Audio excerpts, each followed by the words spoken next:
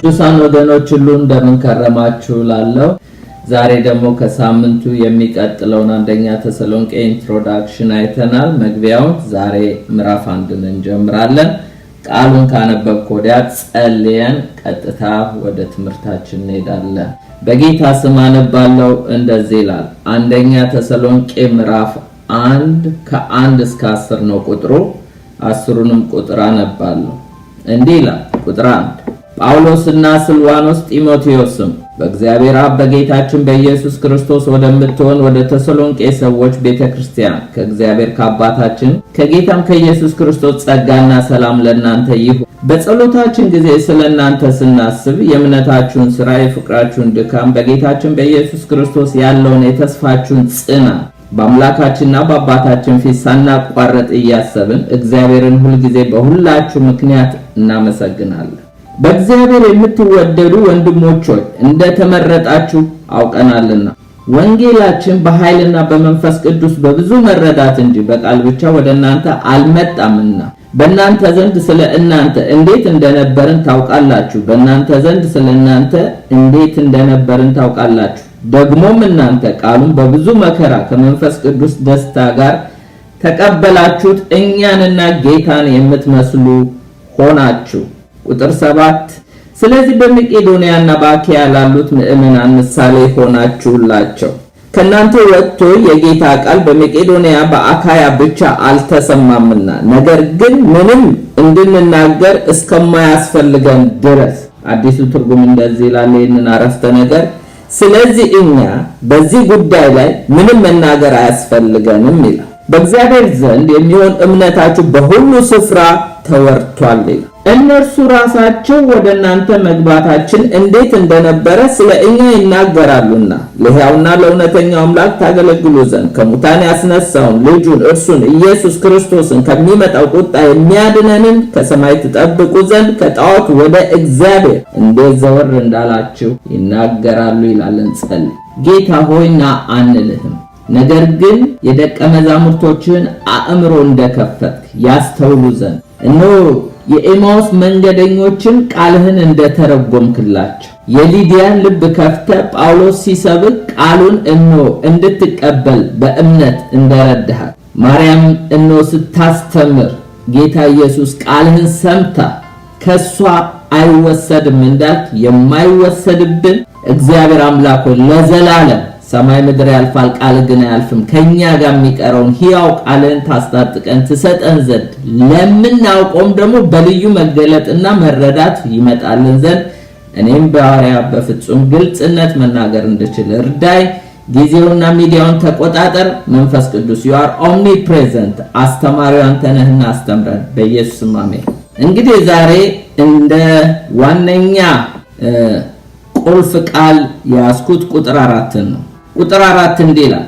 በእግዚአብሔር የምትወደዱ ወንድሞች ሆይ እንደተመረጣችሁ አውቀናል የሚል ነው። በእግዚአብሔር የምትወደዱ ወንድሞች ሆይ እንደተመረጣችሁ አውቀናል ይላል። በኤፌሶን 1:4 ላይ ዓለም ሳይፈጠር በፊቱ ቅዱስና ነውር የሌለን በፍቅር እንሆን ዘንድ በክርስቶስ መረጠን ይላል። ስለዚህ ምርጫው ደግሞ የተካሄደው በክርስቶስ ነው። ማንም ሰው እግዚአብሔር የሚመርጠው በክርስቶስ ነው። ከክርስቶስ ውጪ ምርጫ የለም። እስቲ ትንሽ ስለ ኢሌክሽን ወይም መለኮታዊ ምርጫ ትንሽ ልናገር እንደ መግቢያ ያህልና ወደ ዋናው ፖይንት እመጣለሁ። መጽሐፍ ቅዱስ ስለ ኢሌክሽን ምን ይላል? ስለ ምርጫ ምን ይላል? በመዝሙር 47 ቁጥር 4 ላይ እንደዚህ ይላል። ለርስቱ እኛን መረጠን የተወደደውን ያዕቆብን ውበት ይላል። ለርስቱ እኛን መረጠን። ባይዘወይ ወገኖቼ የኛ ርስት እግዚአብሔር ነው። የእግዚአብሔር ርስት እኛ ነን። ስለዚህ እኛ የእግዚአብሔር ርስቶች ነን። እኛ ደግሞ እግዚአብሔር ደግሞ የኛ ርስታችን ነው።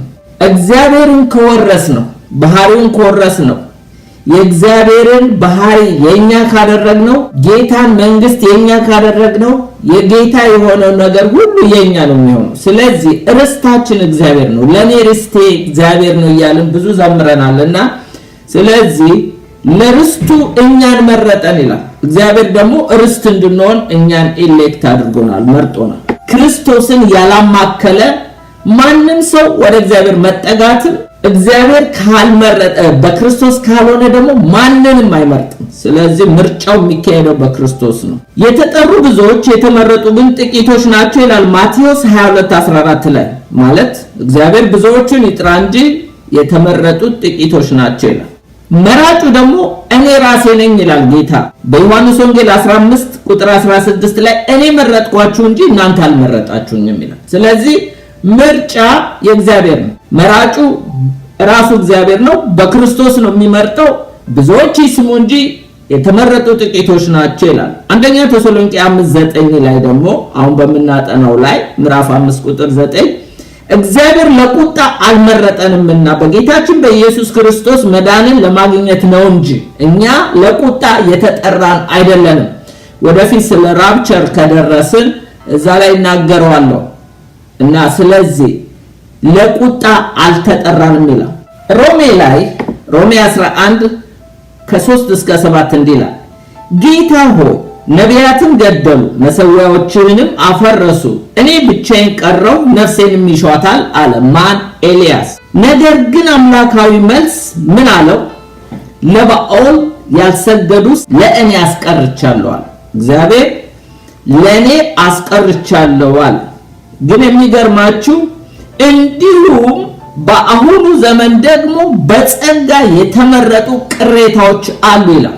እነዚህ በጸጋ የተመረጡ ቅሬታዎች እነማን ናቸው? ደግሞ በጸጋ እንጂ ምርጫ አሁን እንዲሁ መመረጥ የለም። የእግዚአብሔር ቃል ምን ይላል? ቁጥር 6 ላይ በጸጋ ከሆነ ግን ከሥራ መሆኑ ቀርቷልና ጸጋ ያለዚያ ጸጋ መሆኑ ቀርቷል። በጸጋ ነው ምርጫው የሚካሄደው፣ እሱም ደግሞ ከሥራ አይደለም ይላል። አለበለዚያ ጸጋ መሆኑ ቀርቷል ይላል። እንግዲህ ምንድነው ይላል? እስራኤል የሚፈልጉትን አላገኙም፣ የተመረጡት ግን አገኙት ይላል። እስራኤል ምንድን ነበር የሚፈልጉት? እስራኤል በብርቱ የሚፈልጉት ጽድቅና ደህንነትን ነው፣ ግን ሊያገኙት አልቻሉም። ለምን? ምክንያቱም በክርስቶስ ማመን እምቢ አሻፈረኝ ስላሉ ብቻ። ግን እስራኤል ሆነው እንደነ ጳውሎስ፣ እስራኤል ሆነው እንደነ ጴጥሮስ፣ እንደነ ዮሐንስ፣ ሌሎችም ደቀ መዝሙሮች እንደተመረጡ ሴቶችም እነ ማርያም፣ እነ መግደላዊት ማርያም፣ ሌሎችም እነ የአልዓዛር እህት ማርያም፣ ማርታ፣ ሌሎችም ቅዱሳኖች እንደተመረጡ ከእስራኤል እነዛ ሬመናንት ይባላሉ፣ ቅሬታዎች ይላል። በጸጋ የተመረጡ ቅሬታዎች አሉ የሚላቸው በአዲስ ኪዳን አይሁዳዊ ሆነው ጌታን የተቀበሉ ጌታ የመረጣቸው እኔ መረጥኳችሁ እንጂ እናንተ አልመረጣችሁኝም ያላቸው አሉ። አሕዛብም እንደዚሁ ወንጌልን ብዙዎች ይስሙ እንጂ የተመረጡት ጥቂቶች ናቸው ይላል። ስለዚህ ወገኖቼ እኛም በጸጋ ከተመረጡት ወገን ነን። አይሁድ ይሁን የግሪክ ሰው በጸጋ የተመረጥን እግዚአብሔር በመለኮታዊ ምርጫ የመረጠን ሰዎች ነው። ወደ ቁጥር 1 ሄዳለሁ። እንግዲህ ለምንድን ነው ይሄንን ያልከው የምትሉት በኋላ ላይ ስገባበት በደንብ ክሊር ይሆንልናል። ቁጥር 1 ላይ ቅድም ያነበብኩት አንደኛ ተሰሎንቄ እንዲህ ይላል፣ ጳውሎስና ሲልዋኖስ ጢሞቴዎስ በእግዚአብሔር አብ በጌታ በኢየሱስ ክርስቶስ ወደምትሆኑ ወደ ተሰሎንቄ ሰዎች ቤተክርስቲያን ከእግዚአብሔር ከአባታችን ከጌታችን ከኢየሱስ ክርስቶስ ጸጋና ሰላም ለእናንተ ይሁን ይላል። እዚህ ላይ በመጀመሪያ ጳውሎስ፣ ሲልዋኖስ፣ ጢሞቴዎስ ይላል። የጳውሎስ አገልግሎት ለአሕዛብ ሐዋርያነት ነው። ሲልዋኖስ ሌላው ስሙ ሲላስ ይባላል። ማን እንደሆነ እናያለን። ሌላው ጢሞቴዎስ ነው። ጳውሎስ ሳውል የተባለው ነው ማለት በሮማዊ ስሙ ጳውሎስ ነው። እንደገና በዕብራውያን ስሙ የዕብራይስጥ ስሙ ደግሞ ሳኦል ነው። ስለዚህ ሳኦል ስለምን ታሳድደኛለህ ብሎ በደማስቆ መንገድ የተገናኘው ጳውሎስ ሁለት ዜግነት አለው። ዕብራዊም ነው ሮማዊም ነው። በሮማዊ ዜግነቱ ጳውሎስ ነው፣ በዕብራዊነቱ ግን ሳኦል ነው። ሐዋርያ ነው። ሲልዋኖስስ የተባለው ነብይ ነው። ሲልዋኖስ ነብይ ነው። በኢየሩሳሌም ለአንጾኪያ ቤተክርስቲያን የኢየሩሳሌም ጉባኤ በሐዋርያት 15ን ታሪክ ሄዳችሁ ተመልከቱት። ምክንያቱም ሲላስን እዛ ነው በደንብ የምናገኘው። ኢየሩሳሌም ይኖር የነበረ ነው፣ ከሐዋርያቶች ጋር ነበረና ጳውሎስና በርናባስ ከኢየሩሳሌም ጉባኤ ተልከው ወደ አንጾኪያ ወደ አሕዛብ ቤተክርስቲያን ምን ማድረግ እንዳለባቸው ለአሕዛቦች የተጻፈውን ደብዳቤ ሊያደርሱ ከሄዱት ከይሁዳና አንዱ ደግሞ ሲላስ ነው። ስለዚህ አብሮ የሄደ ነው። ስለዚህ ይሄ ጳውሎስ ያን ጊዜ ደብዳቤ ሊያደርስ ከነ ጳውሎስ ጋር ሄዶ በዛው ነው ሁለተኛ የሚሽነሪ ጉዞ ይዞት የሄደና የተሰሎንቄን ወንጌል ከጳውሎስ ጋር የሰበከው። ስለዚህ ሲልዋኖስ ይባላል። ሌላ ስሙ ግን ሲላስ ነው። ኦፊሱ ነብይነት ነው። ጢሞቴዎስ ፓስተር ነው። በኤፌሶን ቤተክርስቲያን እንዲያደራጅ ያስቀመጠው ነው። ለጳውሎስ መንፈሳዊ ልጁ ነው። በተለይ እናቱ አይሁዳዊ ሆና በጌታ ያመነች ነች። አባቱ ግን ግሪካዊ ነው።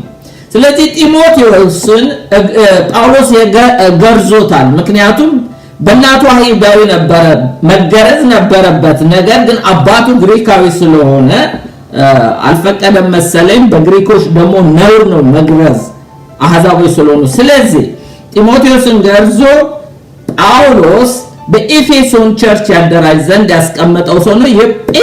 የነዚህ ሶስቱን ሚሽን ስንመለከት ሐዋርያ ነው ጳውሎስ፣ ሲልዋኖስ ነብይ ነው፣ እንደገና ደግሞ ጢሞቴዎስ ፓስተር ነው።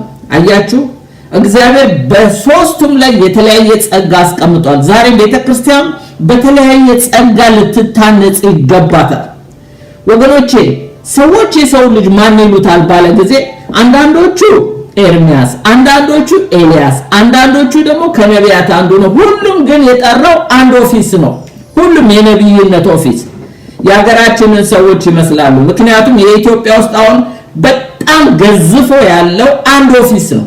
ሰዎች ሁሉ የነብይን ኦፊስ ይወዳሉ። ወገኖች ቤተክርስቲያን በአንድ የነብይ ኦፊስ ብቻ አትታነጽም። ሐዋርያም ያስፈልጋታል፣ ነብይም ያስፈልጋታል፣ ፓስተርም ያስፈልጋታል፣ አስተማሪም ያስፈልጋታል፣ ወንጌላዊም ያስፈልጋታል። አምስቱንም ኦፊስ እግዚአብሔር የሰጠው ለቤተክርስቲያን ለዚህ ነው። ይህን ስላችሁ ስሙን የተሸከመ ነብይ ነው ወይም ፓስተር ነው ወይም ሐዋርያ ነው ማለት አይደለም። ስምን ሰዎች ሊወስዱት ይችላሉ። ጸጋን ግን የሚያድል መንፈስ ቅዱስ ነው። ስለዚህ ሰዎችን የምታውቋቸው ደግሞ በሚያንጹት ጸጋ ባላቸው በተሰጣቸው ጸጋ ነው እንጂ ስም ስለተሸከምን ፓስተር መሆን አንችልም፣ ነብይ መሆን አንችልም፣ ሐዋርያ መሆን አንችልም። ይሄንን የሚያደርግ መንፈስ ቅዱስ ወይም ኢየሱስ ራሱ ነው። ስለዚህ እነዚህ ሰዎች ናቸው የተሰሎንቄን ቤተክርስቲያን ሲያንጹ የነበሩ። ጳውሎስ ፕላንት ሲያደርግ ከጢሞቴዎስ ከነብዩ ሲልዋኖስ ወይም ከሲላስ ጋር ነበረ። ከዛ ደግሞ ጢሞቴዎስን እንደላከላቸው ጢሞቴዎስ ደግሞ እንደ ፓስተር ቸርች እንዴት እንዳደራጀ ወደፊት እናያለን። በዚህ ቦታ ታዲያ ምን ይላል? ጳውሎስ፣ ሲልዋኖስ፣ ጢሞቴዎስ በእግዚአብሔር አብ በጌታችን በኢየሱስ ክርስቶስ ወደ ተሰሎንቄ ሰዎች ቤተክርስቲያን ይላል። ወደ ተሰሎንቄ ሰዎች ቤተክርስቲያን ይላል። ቤተክርስቲያን ማለት ትክክለኛ ብዙ ጊዜ የሚተረጎመው አሴምብል ተብሎ ነው። አሴምብል ማለት ስብስብ ማለት ነው። ነገር ግን ወገኖቼ ዛሬ ብዙ ስብስብ አለ። ብዙ ሰዎች ስለተሰበሰቡ አሴምብል ብለን ቤተክርስቲያን ልንል እንችላለን። ግን ትክክለኛ ሚኒንጉ ኤክሌዥያ የሚል የግሪክ ትርጉም ነው ያለው። ኤክሌዥያ ማለት ምን ማለት ነው? ዘ ኮልድ አውት ማለት ነው። ቅድም እንደነገርኳችሁ እግዚአብሔር የመረጣቸው ይጠራቸዋል። ተጠርተው የወጡ ማለት ነው። ተጠርተው ከየት ነው የወጡት? ከዚህ ዓለም የወጡ ከጨለማው መንግስት የወጡ የእግዚአብሔር ዲቫይን ኮሊንግ ደርሷቸው። ለምሳሌ አብርሃም እንደተጠራ እግዚአብሔር ከኡር ምድር እንደጠራውና እንደወጣ ተጠርተው የወጡ ማለት ነው። ከወጡ በኋላ የተሰባሰቡ ዛቲዝ ቤተክርስቲያን ማለት ያ ወገኖቼ ዛሬ ቤተክርስቲያን ተብሎ ግን ከዓለም ያልወጡ አንዳንዴም ቃልቻ ቤት የሚሄዱ አሉ። ግን ቤተክርስቲያን ይላሉ ከዓለም ያልወጡ ከሰይጣን መንግስት ገና ያልወጡ ስማቸው በሕይወት መዝገብ ላይ ያልተጻፈ እግዚአብሔር በኪንግደሙ የማያውቃቸው በሕይወት መዝገብ የማያውቃቸው ነገር ግን ከቅዱሳን ጋር ስለተቀላቀሉ ወይም ደግሞ የክርስትና ልብሱን ስለለበሱት በትራዲሽን ብቻ ቤተክርስቲያን ነን ይላሉ። እግዚአብሔር ያውቃቸው። እነግራቸዋለሁ ስማችን በሕይወት መዝገብ ላይ ካልተጻፈ ዳግም ካልተወለድን በቀር ወገኖቼ የክርስቶስ አካል ልንሆን አንችልም። በክርስቶስ ኢየሱስ ቦዲ ውስጥ ባፕታይዝድ የምንሆነው ባይዘው በክርስቶስ አካል ውስጥ ተጠምቃችኋል ይላል። ይሄ ማለት በውሃ መጠመቅ ሳይሆን በአካል ውስጥ መግባት ማለት ነው። ስለዚህ አካል ውስጥ ያልተጠመቀን ያልገባን ሰዎች ቤተክርስቲያን ልንሆን አንችልም። ቤተክርስቲያን የገሃነም ደጆች አይችሏትም ሲል ይህ መንፈሱ ሲል ያደረጋቸው የእግዚአብሔር መንፈስ ያደረባቸው የእግዚአብሔር dwelling place ሆነ ወይም አካላቸው ራሱ መቅደስ የሆነ እነሱ ናቸው ቤተክርስቲያን ማለት። ሌላው ጳውሎስ እዚህ ምን ይላል? ጸጋና ሰላም ለእናንተ ይሁን ይላል። ለምንድን ነው ጸጋና ሰላም ብዙ ጊዜ የሚለው? በግሪኮች ጸጋ ሰላምታ ነው። በአይሁዶች ደግሞ ሻሎም የሚለው ደግሞ ሰላም ማለት ሰላምታ ነው። ስለዚህ ጳውሎስ የግሪክ ሰዎችንም እንደገና ደግሞ አይሁዶችንም አድሬስ ሊያደርግ ሲፈልግ ጸጋና ሰላም ለእናንተ ይሁን። ለምን? በተሰሎንቄ አይሁዶች አሉ፣ በተሰሎንቄ ደግሞ የግሪክ ሰዎች አሉ። ባይዘው አገሪቷ የግሪክ አገር ነች፣ መቄዶንያ ወይም ደግሞ ተሰሎንቄ ያለው። ሆኖም ግን አይሁዶች በተበተኑበት አገር ሁሉ ስላሉ አንድም ደግሞ ጳውሎስን የሚያሳድዱት እነዚሁ አይሁዶች ስለነበሩ በዛም በተሰሎንቄ፣ ስለዚህ ሁለቱንም አድሬስ ለማድረግ ነው ጸጋና ሰላም ለእናንተ ይሁን ይላል። ጸጋ ለግሪኮች ሰላምታ ነው። ሰላም ሻሎም የሚለው ደግሞ ለአይሁዶች ነው። እንደዚህ ይላል በጌታችን በኢየሱስ ክርስቶስ ወደምትሆን ወደ ተሰሎንቄ ሰዎች። እዚህ ጋር ለምንድነው ጳውሎስ በእግዚአብሔር አብ በጌታም በኢየሱስ ክርስቶስ ወደምትሆን ወደ ተሰሎንቄ ሰዎች ቤተክርስቲያን ይላል? እዚህ ጋር ምንድነው የምንመለከተው? የተሰሎንቄ ሰዎችን ዜግነት እናያለን። ዜግነታቸው የተሰሎንቄ መንግስት የኔ ናቸው፣ ዜግነታቸው ተሰሎንቃዊ ነው ይላል። እግዚአብሔር ደግሞ የእግዚአብሔር አብና የጌታ የኢየሱስ ክርስቶስ ለሆኑት ሲል ሰማያዊ ዜግነት ላላቸው ማለት ነው። ሌላው አድራሻቸውንም ማየት እንችላለን። ፊዚካሊ ያሉት በጂኦግራፊካሊ ስንመለከት ሎኬሽናቸው በዩሮፕ ውስጥ ነው፣ በመቄዶንያ ነው፣ በተሰሎንቄ ነው፣ እዛ ነው ያሉት። ነገር ግን ስፒሪቹዋሊ ስንመለከት በሰማያዊ ደግሞ ስንመለከት ኢን ክራይስት ነው ያሉት፣ በክርስቶስ ነው ያሉት። ወገኖች አንዳንዴ በአንድ ከተማ ሆነን አንዳንዶቹ ጂኦግራፊካሊ አብረውን እያሉ ፊዚካሊ አብረውን እያሉ ግን በክርስቶስ ውስጥ ስላልሆኑ በሰማያዊ አድራሻ የላቸውም። አንዳንዴ ደግሞ እኛ እዚህ አሜሪካ እየኖርን ኢትዮጵያ ውስጥ ያለ ሰማያዊ ዜግነት ያለው ዘሴም አድራሻ ያለን ሰዎች አለን በዩኒቨርሳል ቸርች። ፊዚካሊ ግን ላንገናኝ እንችላለን። ፊዚካሊ ደግሞ እዚህ አብረን እያለን አንዳንዶቹ ከኛ ጋራ ሰማያዊ አድራሻ የሌላቸው ናቸው። ሌላው ኦነርሺፕ ባለቤትነት ስንመለከት ብዙዎቹ የኔ ይሏቸዋል። የተሰሎንቄን ቅዱሳን የኔ የሚላቸው ባለትዳር ሚስት ያለው የኔ የሚለው አለ፣ ባል ያለው የኔ የሚለው አለ፣ ልጆች፣ አባት፣ አገር፣ መስሪያ ቤት ሁሉም የኔ የሚላቸው ብዙ ነው። የሚገርማችሁ ግን የተሰሎንቄ ቅዱሳንን ስንመለከታቸው ምን ይላል? የእግዚአብሔር አብ የጌታ የኢየሱስ ክርስቶስ ለሆኑት ለተሰሎንቄ they belongs to God የጌታ የኔ ደግሞ ይላቸው። ምክንያቱም የጌታ ናቸው፣ በደም ተዋይተዋል፣ በዋጋ ተገዝተዋል፣ የራሳቸው አይደለም። ስለዚህ ማንም የኔ ቢላቸው even ሚስትድና ባይድን ባልየው የኔ ነሽ ቢላትም ግን እሷ የክርስቶስ ነች። ስለዚህ እነዚህ ሰዎች ኦነርሺፕ አላቸው፣ እግዚአብሔር ባለቤታቸው ነው፣ አድራሻቸው ሰማያዊ ነው፣ ዜግነታቸው ሰማያዊ እንደሆነ በዚህ ቦታ እንመለከታለን። ዋናው ፖይንት እንግዲህ እዚህ ላይ አስምሩልኝ። ቁጥር 4 በእግዚአብሔር የምትወደዱ ወንድሞች ሆይ እንደተመረጣችሁ አውቀናል። ጳውሎስ ምን ማለቱ ነው? እሱ አይደለም ወንጌል የሰበካቸው? ምን ለማለት ፈልጎ ነው እንደተመረጣችሁ አውቀናል የሚል? ሐዋርያው ጳውሎስ ራሱ ሄዶ አይደለም የሚሽን አገልግሎት በሰከንድ ሚሽነሪ ጀርኒው የሰበካቸው? ለሶስት ሰንበት ባለፈው ሳምንት አይተናል ከመጽሐፍ ቅዱስ ያጣቀሰ እየተረጎመ የሰበካቸው አይደለም ወይ? እንደተመረጣቸው አውቀናል እንዴ? ቀድሞ አላወቀም ነበር ማለት ነው? በሐዋርያት ሥራ ምዕራፍ 17 ቁጥር 4 ላይ ባለፈው እንዳየኑ ከነርሱ አንዳንዶቹ ተረድተው ከሚያመልኩትም ወይም ከግሪክ እግዚአብሔርን የሚፈሩ ሰዎች ብዙዎች ከብዙ ሴቶች ጥቂቶች አይደሉ ይላል። ከጳውሎስና ከሲላስ ጋር ተባበሩ ይላል። እነዚህ ሰዎች ተባብረዋቸዋል ከነ ጳውሎስ ጋር ጌታን ተቀብለዋል። ግን ጳውሎስ ከተሰሎንቄ ተሰዶ ከወጣ በኋላ መልእክት ጽፎ ምን ይላል? አሁን እኛ እንደተመረጣቸው አውቀናል። ቀድሞ አላወቀም ወይ? ለነ ጳውሎስ ሲሉ እነዚህ ደግሞ ኢያኖስ ቤት በተለይ የኢያኖስ ቤተሰብ ጳውሎስና ሲላስን በቤት አስተናግደው ነበር። ስደት መጥቶባቸው በዋስ እስኪለቀቁ ድረስ ወደ ሸንጎ እያዳፉ ነበር የወሰዷቸው። እነዚህ ሰዎች ጳውሎስ ዛሬ እንደተመረጣቸው አውቀናል ይላል በምዕራፍ 1 ላይ። ሐዋርያ ሥራ ላይ ግን ስንመለከት እነዚህ ሰዎች እንዴት ጳውሎስ እንዳገለገላቸው ሳምንት አይተናል። ጸልዮላቸው የለም ወይ? አስተምሯቸው የለም ወይ? ሰብኳቸው የለም ወይ? መጽሐፍን ተርጉሞላቸው የለም ወይ? ማን ያውቃል አጥምቋቸውስ እንደሆነ። ነገር ግን እንደተመረጣችሁ አውቀናል ይላል። እንደተመረጣችሁ አውቀናል ሲል ጳውሎስ ምን ማለቱ ነው? ለኤፌሶን ቅዱሳን በምዕራፍ 1 ቁጥር 4 ላይ ቅድም እንዳነበብኩት ዓለም ሳይፈጠር በፊቱ ቅዱሳን ነውር የሌለን በፍቅር እንሆን ዘንድ በክርስቶስ መረጠን ይላል። ዓለም ሳይፈጠሩ የኤፌሶን ቅዱሳን እንደተመረጡ ይሄ ዕውቅና አለው ጳውሎስ።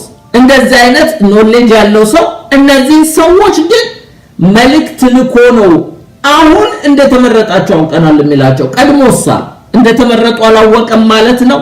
ሐዋርያው ጳውሎስ ዓለም ሳይፈጠር እንደተመረጡ እንዳወቀ ለኤፌሶን ቅዱሳን መስክሯል። እዚህ ጋር አንድ ነገር ልናስተውል ይገባል። እንግዲህ እዚህ ላይ ነው መጽሐፍትን ስንተረጉም መጠንቀቅ አለብን ወገኖቼ። መጽሐፍትን በተጻፈበት መንፈስ ካልተረጎምነው እንስታለን፣ እንሳሳታለን፣ እናስታለን። ስለዚህ ጳውሎስ ምን ሊል ፈልጎ ነው? ጳውሎስ አንደኛ በእግዚአብሔር እይታ የሚያየው አለ፣ በራሱ ደግሞ እይታ የሚያየው አለ። በእግዚአብሔር እይታስ እነዚህ የተሰሎንቄን ክርስቲያኖች ስንመለከት ወይም በእግዚአብሔር መነጽር ወይም በእግዚአብሔር ፐርስፔክቲቭ ወይም በእግዚአብሔር ፖይንት ኦፍ ቪው ስንመለከት በሁለተኛ ጢሞቴዎስ ምዕራፍ 2 ቁጥር 19 ላይ ሆኖም ጌታ ለእርሱ የሆኑትን ያውቃል። ወገኖች በእግዚአብሔር እይታ ስንሄድ ሰዎች ይመረጡ አይመረጡ፣ እናንተ ልመረጥ አልመረጥ፣ እናንተ ተመረጡ አትመረጡ የሚታወቀው በእግዚአብሔር እይታ እግዚአብሔር የራሱ የሆኑትን ያውቃል ነው የሚለው። በጉን ከፍየሉ ያውቀዋል። ማን በግ እንደሆነ ማን ፍየል እንደሆነ፣ ማን ስንዴ እንደሆነ ማን እንክርዳድ እንደሆነ፣ ፍሬው ጣፋጭ እንደሆነ ማን ፍሬው መራራ እንደሆነ፣ ማን ድሃ እንደሆነ በእግዚአብሔር ዘንድ ተርሚኔስን ቤተክርስቲያን ሲያት ባለጸጋ ይላታል፣ የሎዶቅያን ሲያት ድሃ ይላታል። ሰው ግን ሲያቸው ሁለቱም የተገላቢጦሽ ነው። ሎዶቅያን በጣም ርሽ ነሽ ነው የሚለው። ግን እግዚአብሔር ማን ድሃ እንደሆነ ማን ባለጸጋ እንደሆነ ማን ሰማያዊ ትሬዠር እንዳለው እንደሌለው እግዚአብሔር ያውቃል። የራሱ የሆኑትን ያውቃል። በእግዚአብሔር እይታ ነገሮችን ስናይ ሰዎች ተመረጡ አልተመረጡ ጌታ የራሱ የሆኑትን ያውቃል። በዚህ ምንም ዳያሎግ መፍጠርም አያስፈልግም። እከሌኮ እኔ የዳነ አይመስለኝም የዳነ ነው የምንለው እኛ ነው። ግን በእግዚአብሔር እይታ እግዚአብሔር የራሱ የሆኑትን ያውቃል። ማን በብርሃን እንደሚመላለስ ማን በጨለማ፣ ማን አስመሳይ ጴንጤ እንደሆነ ማን እግዚአብሔርን መሳይ እንደሆነ እግዚአብሔር ያውቃል። የራሱ የሆኑትን ያውቃል። ግን ሰዎችስ ያውቃሉ ወይ? ጳውሎስ አሁን እዚህ ጋር እንደተመረጣችሁ አውቀናል ይላል። አያችሁ፣ ሰዎች መመረጣችንን ለማወቅ ኤቪደንስ ይፈልጋሉ። እግዚአብሔር የራሱ የሆኑትን ዓለም ሳይፈጠር በፊቱ ነውር የሌለን አድርጎ አውቆ ገና በኃጢአት ተጨማልቀን መርጦ አድኖናል እና እያወለቀልን እየለወጠን እያሳደገን ሊታገሰን ይችላል። ሰዎች ግን መዳን አለመዳናችንን መመረጥ አለመመረጣችንን ኤቪደንስ ይፈልጋሉ። እኔስ እግዚአብሔር ከመረጠኝ ምን አገባው? ሰው ከፈለገ ይቀበለኝ አይቀበልም ማለት አንችልም ወገኖቼ። ኦኬ ተመርጫለሁ፣ እግዚአብሔርም አውቋል።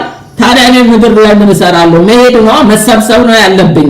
ጳውሎስ እኮ ብኖር እዚህ ለእናንተ ጥቅም ነው ያለው። ብሞት ግን ይሻለኛል፣ ወደ ጌታ እሄዳለሁ። ብኖር ግን ለእናንተ ነው የምጠቅመው ብሏል። እግዚአብሔር እኮ እዚህ ሲያስቀምጠን ለሰዎች ብርሃን፣ ለሰዎች ጨው፣ ለሰዎች ምስክር ሊያደርገን ነው። እግዚአብሔር አንዴ መርጦኛል፣ እግዚአብሔር አውቆኛል፣ ሰው ምን አገባው ለኔ ብለን እንደፈለግን ልንሆን አንችልም። ጳውሎስ እንደተመረጣቸው አውቀናል። ምን ያሳዩት ኤቪደንስ አለ ማለት ነው። አንድ የተመረጠ ሰው በምን ይታወቃል ብትሉ ሰዎች ከፍሬያችሁ ነው የሚያውቋችሁ ነው የሚለው ጳውሎስ። እነዚህን የተሰሎንቄ ክርስቲያኖች ፍሬ ሳያይባቸው አልቀረም ማለት ነው። እናያለን። ሌላው ከፍቅራችሁ ደቀ መዛሙርቴ መሆናችሁ ይታወቃል ብሏል።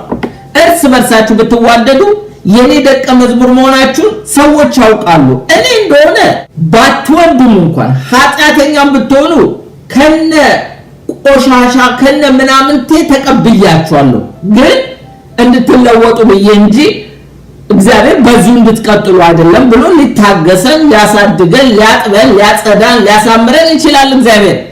ሰው ግን እያንዳንዳችን መመረጣችንን፣ መጠራታችንን፣ የክርስቶስ ደቀ መዝሙር መሆናችንን ኤቪደንስ ይፈልጋል።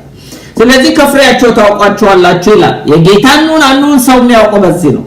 ሌላው መመረጣቸውን የተሰሎንቄ ክርስቲያኖችን የሚያውቀው በምንድነው? ሌላው ደቀ መዝሙር መሆናቸው ከፍቅር ነው የሚታወቀው። ሌላው የባህሪ ለውጥ ሲኖር ነው።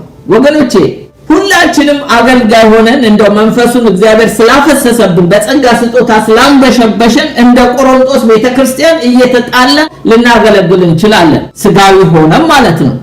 ግን መለወጣችንን ሰዎች እንደከለ ያድርግ የሚለው የካራክተር ለውጥ ሲኖር ብቻ።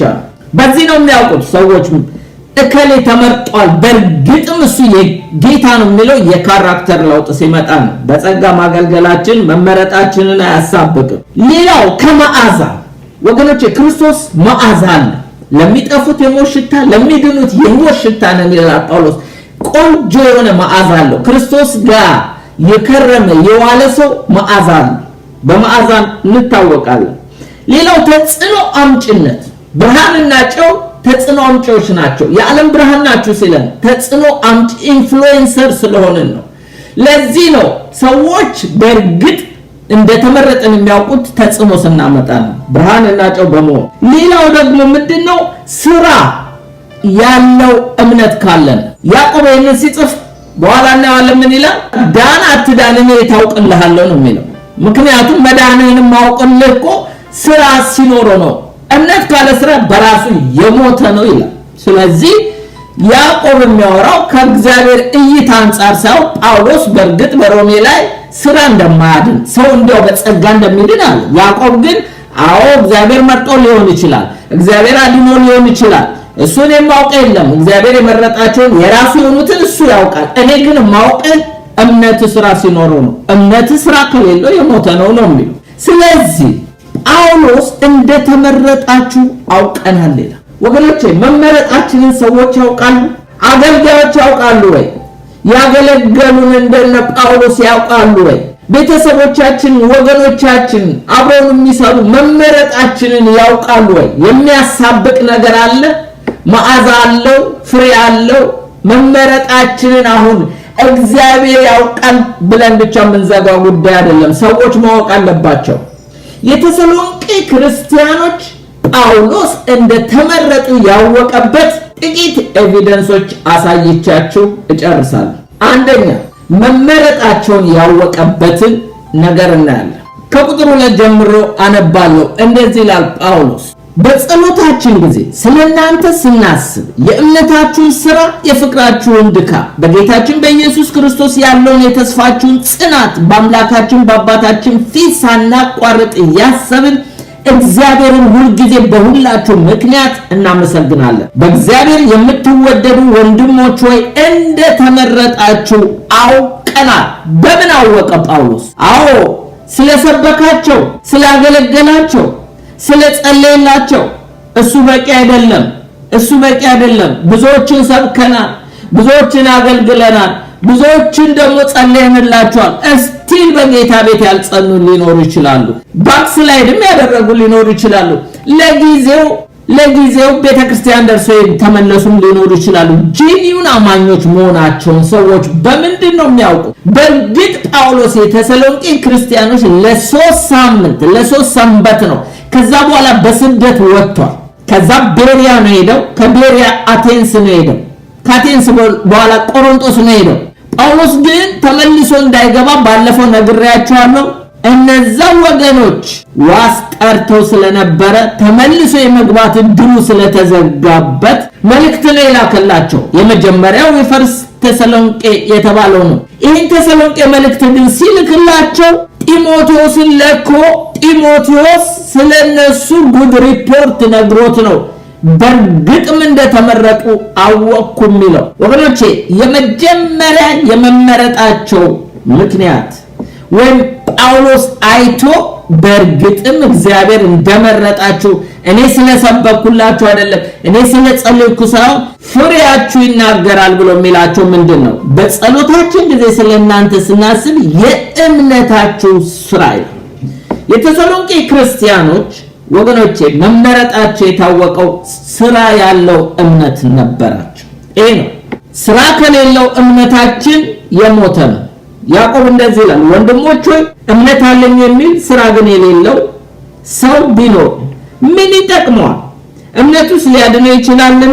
ወንድም ወይም እህት ራቁታቸውን ቢሆኑ የዕለት ምግብን ቢያጡ ከእናንተ አንዱ በደህና ሂዱ፣ እሳት ሙቁ፣ ጥገቡ ቢሏቸው ለሰውነት ግን የሚያስፈልገውን ባትሰጡ ምን ይጠቅማችኋል? እንዲሁ ስራ የሌለው እምነት ቢኖር በራሱ የሞተ ነው። የተሰሎንቄ ክርስቲያኖች ስራ ያለው እምነት ነበራቸው። ይሄን ስላየባቸው ነው በእርግጥም እናንተ እንደተመረጣችሁ አውቀን። ስራ ያለው እምነት እንዴት ይገኛል? ጥሩ ጥያቄ ነው። ስራ ያለው እምነት ለማግኘት 3 ነገሮች ማስተዋል አለብን። የ3 ነገሮች አስተዋጽኦ ነው። ከዚህ በፊት ያዕቆብ መልእክትን ሳስተምር ትዝ ይለኛል ነግራችኋለሁ። ያዕቆብ ምዕራፍ 2 ላይ ከረሳችሁት ዛሬም ደግሞ ጌታ ያስታውሳል። 3ቱ ነገሮች ምንድናቸው? የ3 ነገሮች አስተዋጽኦ ያስፈልጋል። አንደኛው ኢንተሌክቹዋል ኤሌመንት ኢንቮልቭ ማድረግ አለበት። ይሄ ማለት ምንድነው? አእምሮአችን። ሁለተኛው ኢሞሽናል ኤሌመንት ኢንቮልቭ ማድረግ አለበት። ይሄ ምን ማለት ነው? ስሜታችን። ሌላው ቮሉሽናል ኤሌመንት ኢንቮልቭ ማድረግ አለበት። ይሄ ምንድነው? ፈቃዳችን። አንድ ሰው አእምሮ በእግዚአብሔር ቃል የእግዚአብሔርን ቃል ሰምቶ አውቆ፣ ምክንያቱም እምነት ከመስማት መስማትም በእግዚአብሔር ቃል ነው። አውቆ ስሜቱ ወይ መደሰት ወይ ደግሞ ማዘን ወይም ደግሞ እግዚአብሔር የሚሰማው ስሜት ሊሰማ ይገባል። ኃጢአት ሰርቶ ከሆነ ሊያዝን ሊጸጸት ይገባዋል። የእግዚአብሔርን ፈቃድ አድርጎ ከሆነ ደግሞ ሊደሰት ሐሴት ሊያደርግ ይገባዋል። ምክንያቱም እምነት ዝም ብሎ አእምሮ ጋር ብቻ አይደለም፣ ጥቅስ ማወቅ ብቻ አይደለም፣ ስሜትም ጋር ይመጣል። ስሜት ጋር ብቻ አይቀርም፣ ደግሞ ታዛዥነት አለበት፣ ፈቃድን ማድረግ አለበት። ያዕቆብ እንግዲህ ምንድነው የሚላቸው? ወንድሞች ሆይ እምነት አለኝ የሚል ስራ ግን የሌለው ሰው ቢኖር ምን ይጠቅመዋል? እምነቱ ሊያድነው ይችላልን? ወንድም ወይም እህት ራቁታቸውን ሆነው የዕለት ምግባቸውን ቢያጡ በምን ምክንያት ነው እምነት የሚሞተው? ይሄ ኢንተሌክቹዋል ኤሌመንት ብቻ ሆኖ ጥቅስ ብቻ ማወቅ፣ እግዚአብሔርን ብቻ ማወቅ፣ በቃል በኢንፎርሜሽን አውቀን ስሜታችን ጋር ማይደርስ ከሆነ ፈቃዳችን ወደ መታዘዝ ካላመጣን እምነት አለን፣ እምነታችን ጎደሎ ነው። ስለዚህ ምንድነው? እምነታችን የሞተ እምነት እንጂ ሕያው እምነት አይሆንም። እምነት ነው የሚባለው ግን የሞተ እምነት። ስሜት አለመነካቱን አሁን ከዚህ ራቁታቸውን ቢሆኑ የዕለት ምግባቸውን ቢያጡ ከእናንተ አንዱ በደህና ሂዱ እሳት ሙቁ የሚለው አንደኛ ዮሐንስ ላይ እንደዚህ ይላል ቁጥር 3:17 ነገር ግን የዚህ ዓለም ገንዘብ ያለው ወንድሙ የሚያስፈልገውን ሲያጣ አይቶ ያራራለት። ርህራሄ ኢሞሽን ነው ወገኖች፣ ያራራለት ማንም ቢሆን የእግዚአብሔር ፍቅር በሱ እንዴት ይኖራል? አያችሁ፣ አንድ ሰው ወንድሙ ተርቦ እግዚአብሔርን አውቃለሁ ይላል፣ እግዚአብሔርን አምናለሁ ይላል፣ ግን ርህራሄ ከሌለው በአምሳያው የተፈጠረ ወንድሙ ተርቦ ተቸግሮ ካራራለት የዚህ ሰው እምነት ኢንተሌክቹዋል ብቻ ነው ማለት የአእምሮ ብቻ ነው፣ ጥቅስ ብቻ ነው የሚያውቀው፣ ስሜቱ የማይነካ። ስለዚህ ስሜቱ ኢንቮልቭ ካላደረገ እምነቱ የሞተ ነው። ሌላው ፈቃዱ። መጥምቁ ዮሐንስ እንደዚህ ይላል በሉቃስ 3:10-11 ሕዝቡን እንግዲህ ምን እናድርግ ብለው ይጠይቁት ነበር። መልሶ 2 ልብስ ያለው ለሌላው ያካፍል፣ ምግብ ያለው እንዲሁ ያድርግ ይል ነበር። ኢቮሉሽናል ኤሌመንት ኢንቮልቭ ሲያደርግ ነው። ካለ ሁለት አንዱን አካፍል፣ በቃ ካለ ምግብ አካፍል፣ አድርገው፣ አክሽን ውስጥ ግባ። that is faith። ስለዚህ ፈቃዳችንም ስሜታችንም አእምሮአችንም ኢንቮልቭ የሚያደርግበት ከሆነ እሱ እምነት ሕያው እምነት ነው። ዳይናሚክ ፌዝ ይባላል። ፓወርፉል የሆነ ነገር ግን ስሜታችን ኢንቮልቭ ካላደረገ ቃል ሰምተን የእግዚአብሔር ቃል መጥቶልን ወይ በኃጢአታችን ተጸጽተን ንስሐ ማንገባ ወይ ደግሞ እግዚአብሔር ወቅሶን የማይሰማን ወይም ደግሞ የእግዚአብሔር ነገር ነክቶን ማንደሰት ከሆነ ችግር አለ ማለት ነው እምነታችን ጋር። ወይ ደግሞ ወደ መታዘዝ ማንመጣ ከሆነ ቮሉሽናል ኤሌመንት እና ኢሞሽናል ኤሌመንት ኢንቮልቭ ስለማያደርጉ ጥቅስ ብቻ ከሆነ ዕውቀት ብቻ ከሆነ በዛው ላይ ከቆመ እምነት የሞተ ነው የሚለው ያዕቆብ። የተሰሎንቄ ክርስቲያኖች ጳውሎስ ሲመለከታቸው እንደዚህ አይደሉም። ስሜታቸው የተነካ ፈቃዳቸው የተሰጠ የእግዚአብሔርን ቃል ከጳውሎስ እንደ እግዚአብሔር ቃል የተቀበሉ። ስለዚህ እምነታችሁ ስራ ያለው ነው።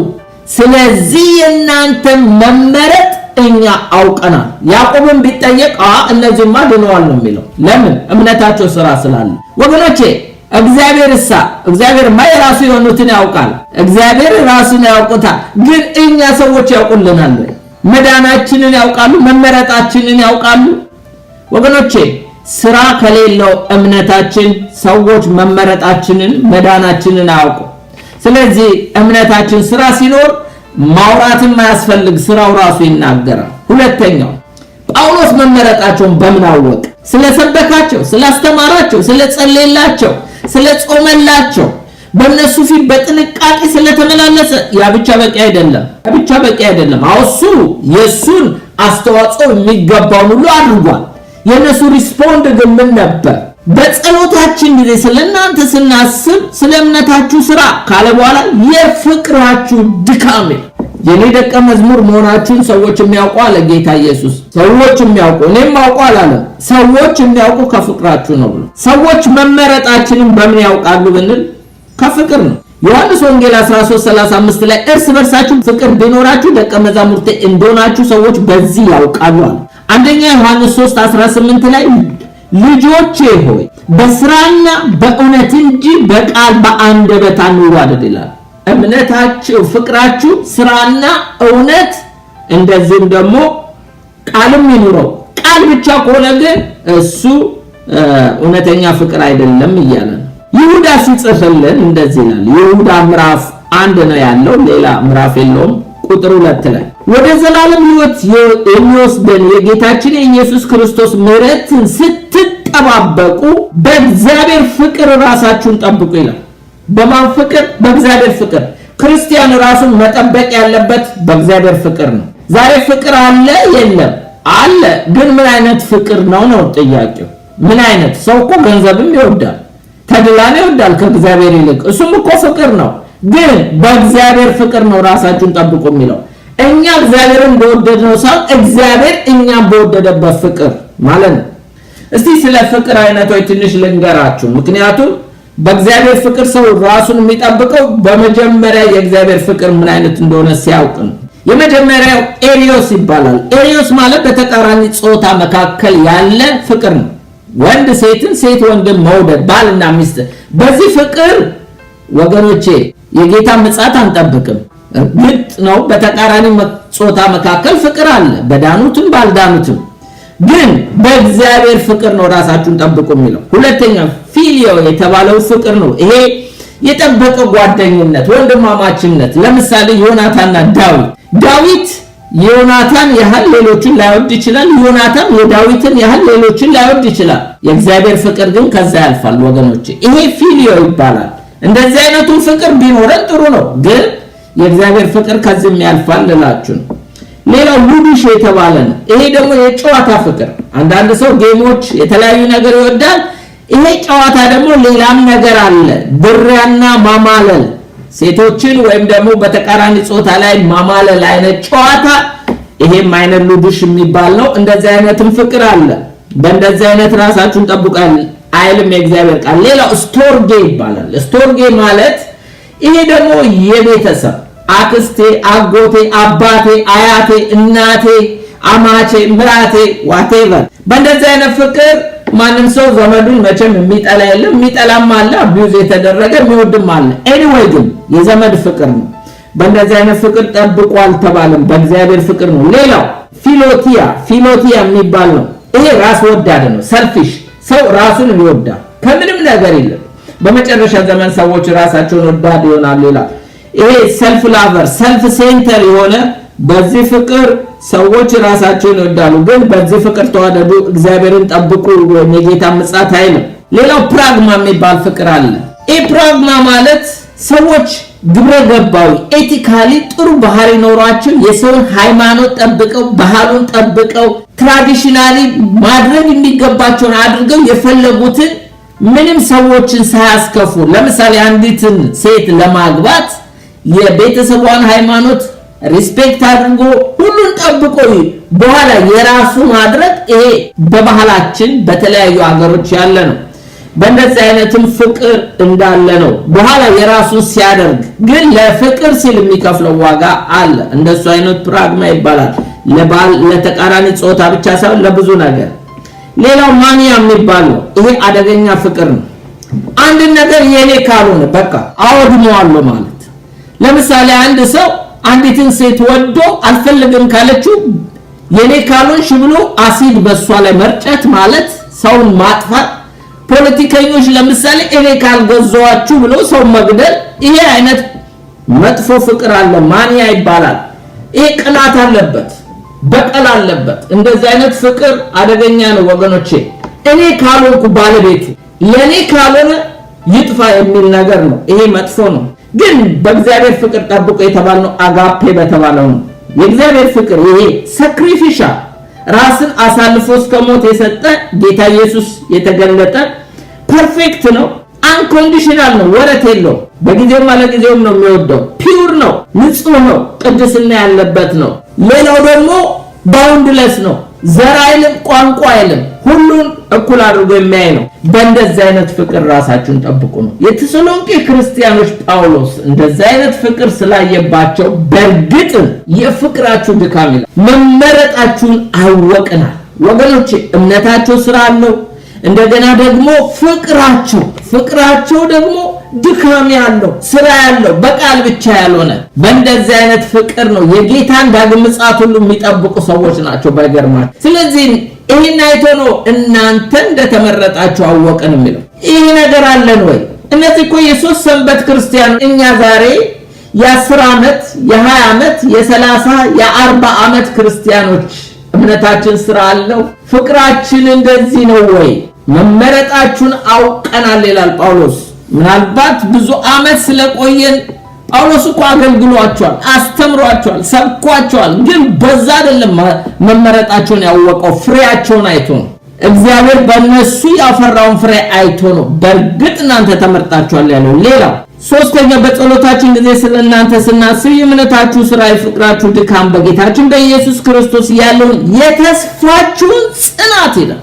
አያችሁ፣ እነዚህ ሰዎች በጣም ክሩሻል የተባሉ እምነት፣ ተስፋ፣ ፍቅር ያላቸው ሰዎች ናቸው። ተስፋቸው ጽኑ፣ እምነታቸው ስራ ያለው፣ ፍቅራቸው ድካም ያለው። ዝም ብሎ ማፍቀር ብቻ አይደለም፣ ዝም ብሎ እምነት ብቻ አይደለም። እምነቱ ስራ አለው፣ ተስፋቸው ደግሞ ጽናት ያለው።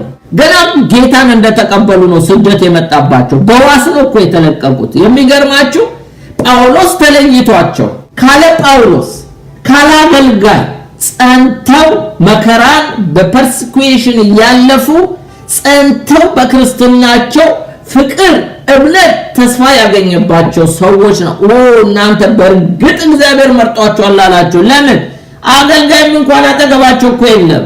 ጳውሎስ ራሱ ዛው ለ3 ሳምንት ነው አብሯቸው የቆየው። ስደት ደርሶበት ነው የወጣው። ከዛ ካለ አገልጋይ ነው እኮ እንደዛ የጸኑት፣ እንደዛ ፍቅር የነበራቸው፣ እንደዛ እምነት ያለው ስራ የነበራቸው። ይሄን ሰምቶ ነው በእርግጥ የተመረጣችሁ እንደሆናችሁ አወቅኳል። ወገኖቼ መመረጣችንን ሰዎች ያውቃሉ?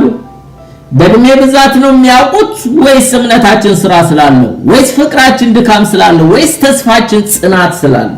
ተስፋ ማለት desire plus expectation ማለት ነው።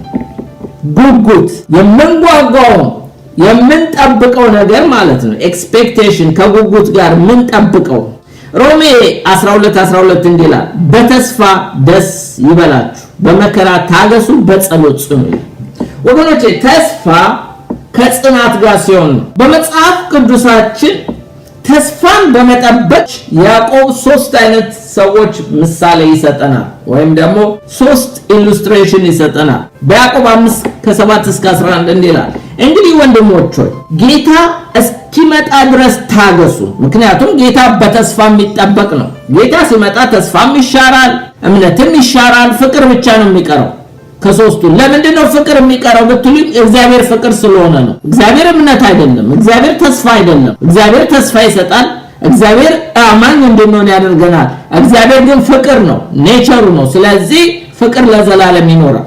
እንግዲህ ወንድሞች ሆይ ጌታ እስኪመጣ ድረስ ታገሱ። ነው ገበሬው የፊተኛውንና የኋለኛውን ዝናብ እስኪቀበል ድረስ እርሱ እየታገሰ የከበረውን የመሬት ፍሬ ይጠብቃል። እናንተ ደግሞ ታገሱ፣ ልባችሁን አጽኑ፣ የጌታ መምጣት ቀርቧልና። ወንድሞች ሆይ የመከራት የትዕግስት ምሳሌ የሆኑትን በጌታ ስም የተናገሩትን ነቢያትን ተመልከቱ። እነሆ በትዕግስት የጸኑትን ብፁዓን እንላቸዋለን። ኢዮብ እንደታገሰ ሰምታችኋል፣ ጌታም እንደፈጸመለት አይቷቸዋል።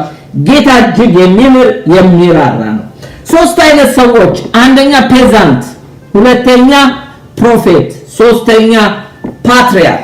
ገበሬ ዝም ብሎ አይደለም በአንድ ጊዜ የመሬቱን ፍሬ የሚበላው፣ የኋለኛውንም የፊተኛውንም ዝናብ ጠብቆ ነው፣ ታግሶ ነው። እናንተም ጌታ እስኪመጣ ታገሱ፣ በተስፋ ጽኑ ነው የሚለው። ሁለተኛ የመከራና የትዕግስት ምሳሌ የሆኑትን በጌታ ስም የተናገሩትን ነቢያት ተመልከቱ ይላል። እነዚህ የመከራ የትዕግስት ምሳሌ የሆኑ እነ ኤርሚያስን፣ እነ ኢሳይያስን፣ እነ ሆሴን ሌሎችንም ነቢያት ተመልከቱ።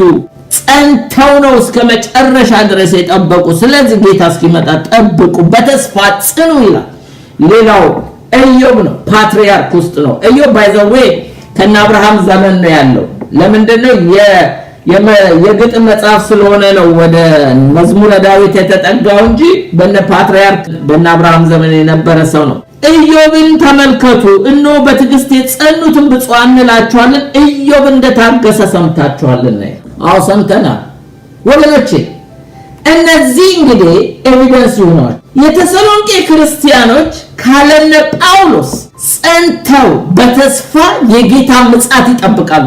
ጳውሎስ ራሱ ጉደኛ ነው። ለአዲስ ክርስቲያን ምን ይሁን ብሎ ነው ዳግም ምጽአትን የሰበካቸው? እኛ ዛሬ 30 እና 40 ዓመት እንኳን ኖረን ዳግም ምጽአት ተረስቷል አይደለም። አሁንማ ቅድስናም ተረስቷል።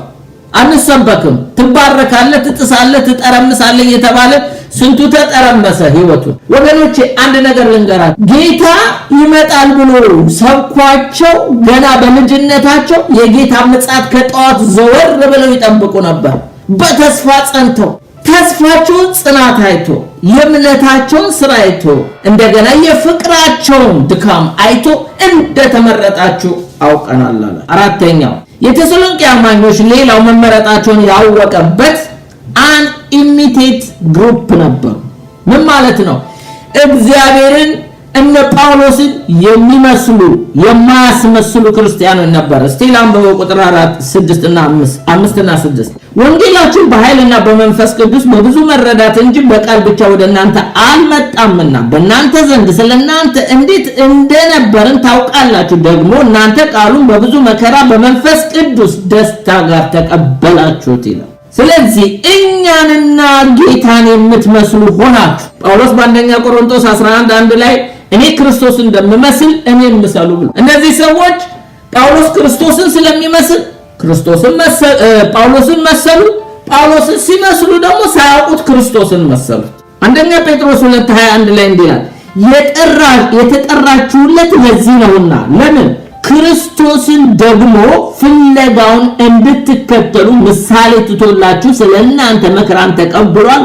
እርሱ ኃጢአትን አላደረገም፣ ተንኮልም ባፉ አልተገኘም። ክርስቶስ መከራን ተቀብሏል። ፍለጋውን ትከተሉ ዘንድ ምሳሌ ትቶላችሁ ሄዷል። ኃጢአትንም አላደረገ፣ አፉንም አልከፈተም ይላል በመከራ። ስለዚህ እነዚህ ክርስቲያኖች ከልጅነታቸው ጀምሮ ስደት መጥቶባቸው የሚገርማችሁ እነ ጳውሎስ ኢየሱስን በመምሰል በራሳቸው ወገኖች የመጣባቸው ስደት ውስጥ በተስፋ ጸንተው በፍቅራቸው ድካም እንደገና በእምነታቸው ስራ ጳውሎስን በመምሰላቸው የሚገርማችሁ እነዚህ ሰዎች ወንጌልን እንዴት እንደተቀበሉ ጳውሎስ ሲናገር እንዴላ ወንጌል ወደ እነሱ እንዴት እንደመጣ ይነግራቸዋል። ወንጌላችን በኃይል ነው የመጣው ይላል። ሌላው በመንፈስ ቅዱስ ነው ይላል። ሌላው በብዙ መረዳት እንጂ ይላል ወደ እናንተ የመጣው ሌላው በቃል ብቻ ሳይሆን ወደ እናንተ አልመጣምና በእናንተ ዘንድ ስለ እናንተ እንዴት እንደነበርን ታውቃላችሁ ይላል። ጳውሎስ ጥሩ ምሳሌ ሆኗቸዋል። በመንፈስ ቅዱስም ነው የተገለገሉት። እነዚህ ሰዎች በኃይል ነው ወንጌል ወደ እነሱ የመጣው። ራዲካል ቼንጅ ያካሄዱት የሶስት ሳምንት ክርስቲያኖች የሁሉ ፍሬ የተንበሸበሹት ዝም ብሎ አይደለም። ይሄው ብዙ አመት እየኖርን ያጣኑ እነዚህ ሰዎች በእርግጥ የዘመኑን ጴንጤ ቻሌንጅ የሚያደርጉናል። ወገኖቼ ዛሬ ይሄ እግዚአብሔር ቃል ለትምህርታችን ተጽፏል። የተሰሎንቄ ክርስቲያኖች ጳውሎስን መሰል የእግዚአብሔር ፕሪዴስቲኔሽን የመጨረሻ አልቲሜት የሆነ ለኛ ያለው ዓላማ የልጁን መልክ እንድንመስል ነው። ይሄን ፕሪዴስቲኔት አድርጓል። ዳግም መወለዳችን አንድ ነገር ነው። አድገን ደግሞ ክርስቶስን መምሰላችን። ጳውሎስን መሰሉ፣ ጌታን መሰሉ። በእርግጥ እንደተመረጣችሁ አውቀናል። ወገኖቼ ጌታን የሚመስል ህይወት፣ ጳውሎስን የሚመስል ህይወት እንኳን ሰዎች አይደሉም ሰይጣን ራሱ እንደተመረጠን የሚያውቀው በደንብ ያኔ ነው። እኔ ጳውሎስንም አውቀዋለሁ፣ ኢየሱስንም አውቀዋለሁ፣ እናንተ ማናችሁ ነው የሚለው። ሰዎችም ያገለገሉንም የሚያውቁልን እኛ እንደተመረጥን ይህ አይነት እግዚአብሔርን የሚመስል አገልጋዮችን የእምነት ፍሬያቸውን እየተከተሉ የሚመስል ክርስቶስን የሚመስል ህይወት ሲኖረን እንጂ ማስመሰል ህይወት ግን ጥሩ አርቲስት ያደርገናል፣ ጥሩ አክተሮች እንሆናለን፣ ጥሩ ድራማ ሰሪዎች፣ ጥሩ የፊልም አርቲስቶች ያደርገናል እንጂ ክርስቲያን ያደርገናል። ዛሬ የጴንጤ ክርስትና ሲመረመር ወደ ትራዲሽን ሞደርን ትራዲሽን ውስጥ እየገባ ነው። ወገኖቼ ክርስትናችን መመረጣችን የሚታወቀው በእንደዚህ ሁኔታ ነው። ወንጌልን እነሱስ እንዴት ተቀበሉ? ጳውሎስስ በወንጌል እንዴት ይዘው እንደገባ ነገራቸው። ደግሞ እናንተ ቃሉን በብዙ መከራ ከመንፈስ ቅዱስ ደስታ ጋር ተቀበላችሁ። እንደኛ ያማረ ወንበር ላይ ሆኖ እንደኛ ያማረ ስፍራ ላይ ኮምፎርት ዞን ላይ ሆኖ አይደለም ቃል የተቀበሉት። በብዙ መከራ ስደት እየመጣባቸው ታስረው በዋስ እየተፈቱ ነው ቃል የተቀበሉት። ደግሞ ቃሉን በብዙ መከራ ከመንፈስ ቅዱስ ደስታ ጋር። የሚገርማችሁ እንደዛ መከራ እየተቀበሉ በመንፈስ ሐሴት ያደርጋሉ። እንዲህ የተቀበሉት ወንጌል ነው። እነዚህ ሰዎች የፍቅራቸው ድካም፣ የተስፋቸው ጽናት፣ የእምነታቸው ስራ እንደገና ጳውሎስን መምሰላቸው፣ ክርስቶስን መምሰላቸው በእርግጥ እንደተመረጣችሁ አውቀናል። ወደ ማጠቃለያው እየሄድኩ ነው። የተሰሎንቄ አማኞች ሌላው መመረጣቸው የታወቀው በምንድን ነው? ኤግዛምፕላሪ ግሩፕ ነበሩ። ምንድነው የሚለው? ቁጥር 7 እና 8 ስለዚህ በመቄዶንያ በአካያ ላሉት ምእመናን ምሳሌ ሆናችሁላቸው። ከእናንተ ወጥቶ የጌታ ቃል በመቄዶንያ በአካያ ብቻ አልተሰማም፣ ነገር ግን ምንም እንድንናገር እስከማያስፈልግ ድረስ። ይሄ ቅድም ብየዋለሁ በአዲሱ ትርጉም። ስለዚህ እኛ በዚህ ጉዳይ ላይ ምንም መናገር አያስፈልገንም። በእግዚአብሔር ዘንድ የሚሆን እምነታችሁ በሁሉ ስፍራ ተወርቷል። አሪያ ነበሩ። ደግሞ የሚገርማችሁ በአካያ ላሉ በመቄዶንያ ላሉ ክርስቲያኖች። ተሰሎንቄ ያለችው ያው በመቄዶንያ ወይም በአውሮፓ አህጉር በግሪክ አገር በሰሜናዊ ያለች አገር ነች መቄዶንያ እና አውራጃዋ ከተማዋ ዋና ከተማዋ ነች ተሰሎንቄ። አካያ ደግሞ የምትገኘው በግሪክ አገር በስተደቡብ የሚገኝ አውራጃ የጥንት ከተማዋ ቆሮንቶስ ነው። ለነዚህ ክርስቲያኖች እነዚህ የተሰሎንቄ ክርስቲያኖች በመቄዶንያ ላሉ በአካያ ላሉት ሁሉ ጥሩ ምሳሌ ሆናችሁላቸው ይላል። አሪያ ሆኑላቸው። ሐዋርያው ጳውሎስ በሐዋርያ ሥራ 16:9 ላይ እንደዚህ ይላል። ራእይ ለጳውሎስ በሌሊት ታየው። የመቄዶንያ ሰው ወደዚህ ተሻግረ እርዳን እያለ ቆሞ ሲለምነው ጳውሎስ ወደ ኢሮፕ ሄደው በራእይ ወደ ሌላ ወደ ኤዥያ ላይ ሲል እግዚአብሔር መንፈስ ከለከለው። በኋላ የመቄዶንያ ሰው በራእይ ወደዚህ ተሻገርና ናና እርዳን አለው። የሚገርማችሁ መጀመሪያ ፊልጵስዩስ ሄደ ሰበካቸው። ከዛ ደግሞ ተሰሎንቄ ሄደው ተሰሎንቄም ስንደን ደርሶበት ወደ ቤሪያ ነው ሄደው። የሚገርማችሁ የጳውሎስ ሰከንድ ሚሽነሪ ጀርኒ ስኬታም የሆነው በእነዚህ ቅዱሳን ነው። በ15 ቀን ክርስቲያኖች እንዴት ነው ስኬታም የሆነው?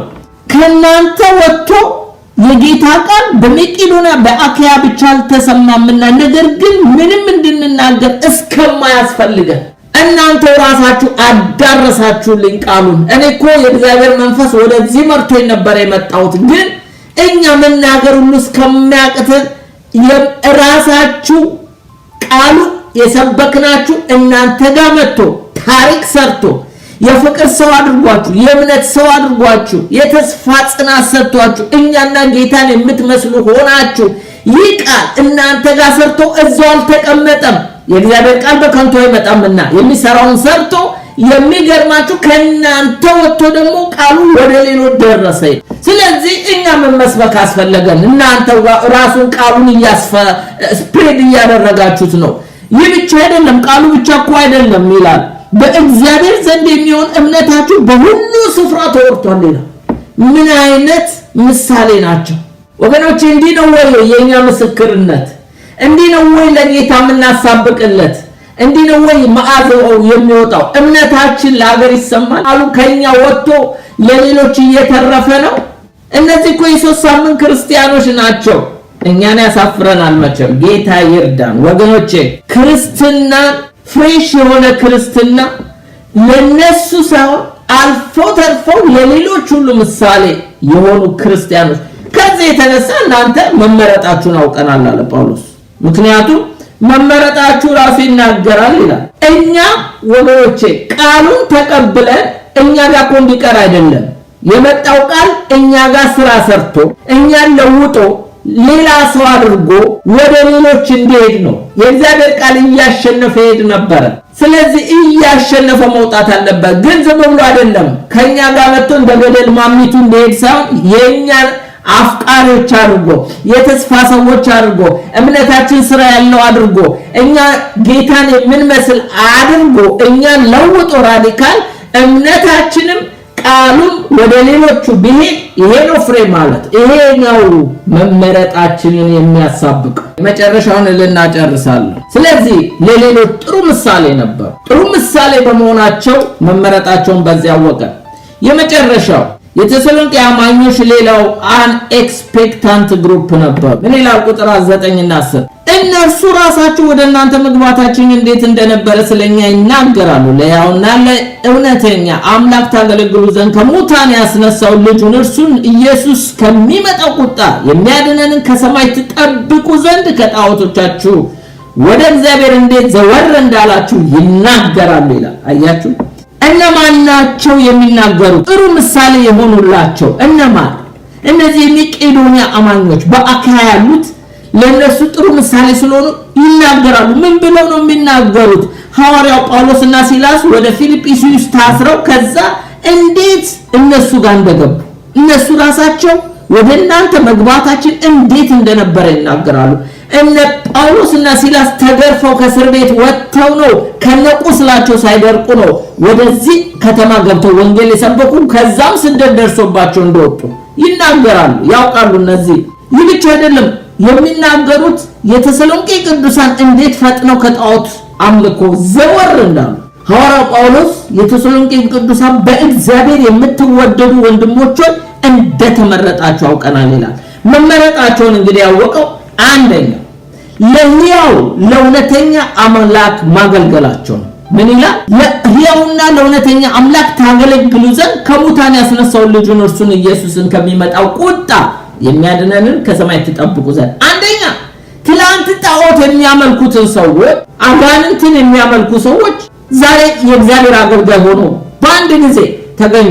ኤፌሶን 2:1 ላይ እንደዚህ ይላል፣ በበደላችሁ በኃጢአታችሁ ሙታን ነበራችሁና በእነርሱም በዚህ ዓለም እንዳለው በማይታዘዙ ልጆች ላይ አሁን በሚሰራው መንፈስ አለቃ እንደሆነ በአየር ላይ ስልጣን እንዳለው አለቃ ፈቃድ በፊት ተመላለሳችሁ። እያንዳንዳችን ከዚህ በፊት ሳንድን በፊት የሰይጣን አገልጋዮች ነበሩ።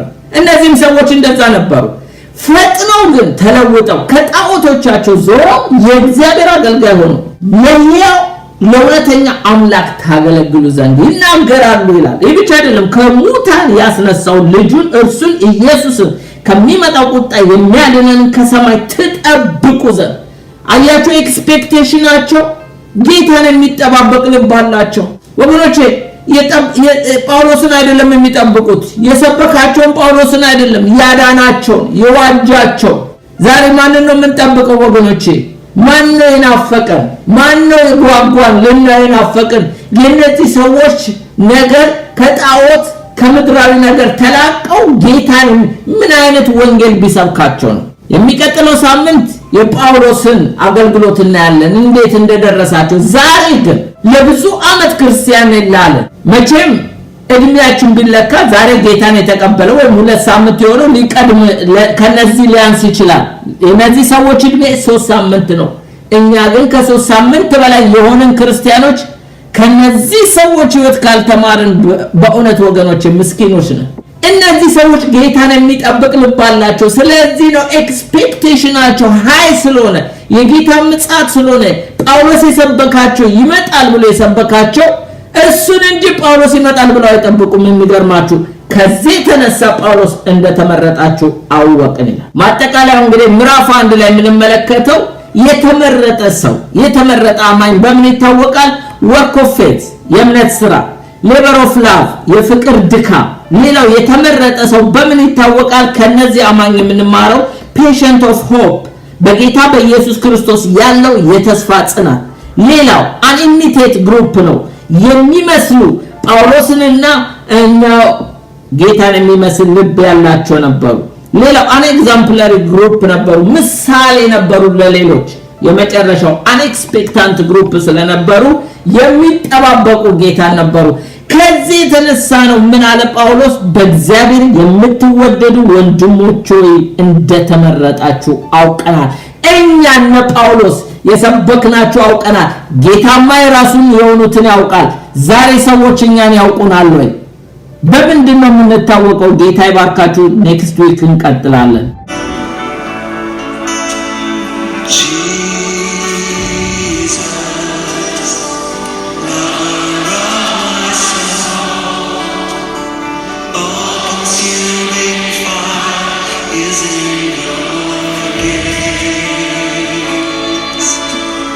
Jesus.